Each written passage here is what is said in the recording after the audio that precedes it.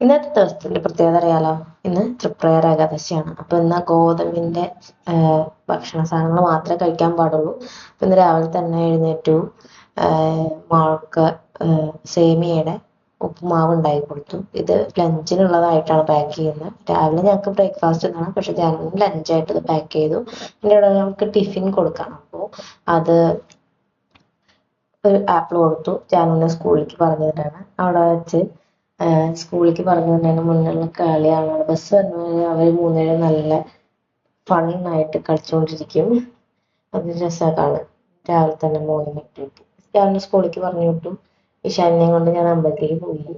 ഇഷാനിക്ക് അമ്പലത്തിൽ പോയി നാഗരാജാവിൻ്റെ തൊഴുതു. അമ്പലത്തിൽ കയറി. പക്ഷെ അമ്പലം അടച്ചിട്ടൊക്കെ ആയിരുന്നു നിവേദ്യത്തിന് വേണ്ടിയിട്ട്. ആ സമയം കൊണ്ട് കുഞ്ഞുസ് ഗായത്രി ആൻറ്റീനെ ഹെൽപ്പ് ചെയ്യാണ്. മാല കെട്ടാനുള്ള പൂവൊക്കെ ആയിട്ടെ. അപ്പൊ ഗായത്രി ആൻറ്റിക്ക് ഒരു ഹെൽപ്പായി. അശ്വതി ചേച്ചി വന്നു. അശ്വതി ചേച്ചി ഇപ്പൊ ഞാൻ തൊഴുത് ഇറങ്ങി വന്നായിരുന്നു. ഇപ്പൊ അശ്വതി ചേച്ചി പറഞ്ഞവരെ കാത്തു അവിടെ തൊഴാൻ പോയി കളു. അപ്പൊ അത് കഴിഞ്ഞ് ചേച്ചിയായിട്ട് ഞങ്ങൾ പ്രസാദമൊക്കെ കൊണ്ട് പോയി. ഞങ്ങൾ രണ്ടുപേരും ട്രെയിനിങ് ആയിരുന്നു. Same colour ഡ്രസ്സായിരുന്നു.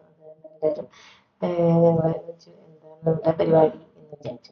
കഴിഞ്ഞ് ശനി വന്നു. ശനിയുടെ മൂഡ് അത്ര നേരം പാടായിരുന്നു. അത് കഴിഞ്ഞ് ശനി ഹാപ്പി ആയപ്പോൾ ശനി വെച്ചിട്ട് വീഡിയോ എടുത്തു.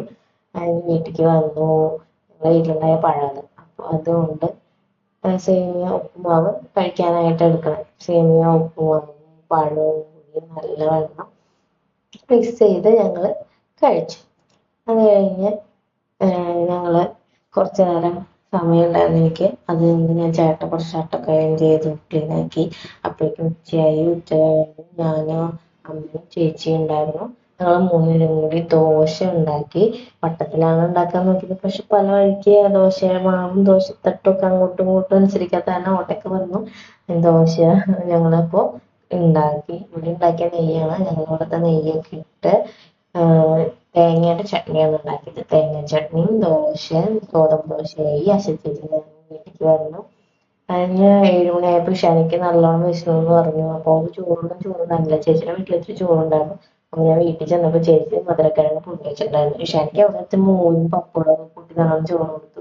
അപ്പോൾ ചേച്ചി ഉണ്ടാക്കിയ മധുരക്കിഴങ്ങ് ഞാനും ടേസ്റ്റ് ചെയ്തു. നല്ല ടേസ്റ്റായിരുന്നു. ആ ഒരു ആദ്യത്തെ കിഴങ്ങിന്റെ രുചിയും പിന്നെ അത് കഴിഞ്ഞിട്ട് ആ സ്വീറ്റ്നെസ് ഇല്ലേ, അത് വളരെ നല്ല ടെക്സ്ചറല്ലേ. ചമ്മന്തി ഒന്നും വേണ്ട, അത് അപ്പം തന്നെ വരാം. വീട്ടിൽ ജാനുവിന് വന്നു. വീട്ടിലേക്ക് വന്നു. ജാനുവിനെ പഠിപ്പിച്ചു കഴിഞ്ഞു. അത് കഴിഞ്ഞ് ഞങ്ങൾക്ക് ഡിന്നറിനുള്ള ചപ്പാത്തി ഉണ്ടാക്കി. ചപ്പാത്തിയും കൊള്ളി സ്റ്റ്യൂ ആണ് ഉണ്ടാക്കിയത്. ആ കൊള്ളി സ്റ്റ്യൂ ആദ്യം തന്നെ ചേട്ടന് കൊടുത്തു. അത് കഴിഞ്ഞ് ചേട്ടൻ കഴിക്കാൻ വരുമ്പോൾ അപ്പോൾ തന്നെ ഇഷാനിക്ക് എത്ര കഴിച്ചാലും ചേട്ടൻ കഴിക്കുമ്പോൾ ആള് വന്ന് ആൾക്കൊരു പങ്ക് വേണം. അതാണ് അപ്പോഴേക്കും വരും. ഉണ്ടാവും. ഇനി കസേരയുടെ മുകളിൽ കയറി നിന്ന് ചേട്ടന്റെ പുറകില് അച്ഛാ എനിക്കും വേണം എന്ന് വാശി പിടിച്ച് ഒരു കഷ്ണം വാങ്ങിയിട്ട് അവള് സമാധാനപ്പെടില്ല. അത് കഴിഞ്ഞ് ഞാനും ഇഷാനിയും കൂടി ചേട്ടനും അമ്മയും ജാനും എല്ലാവരും ഭക്ഷണം കഴിച്ചു. Bye bye.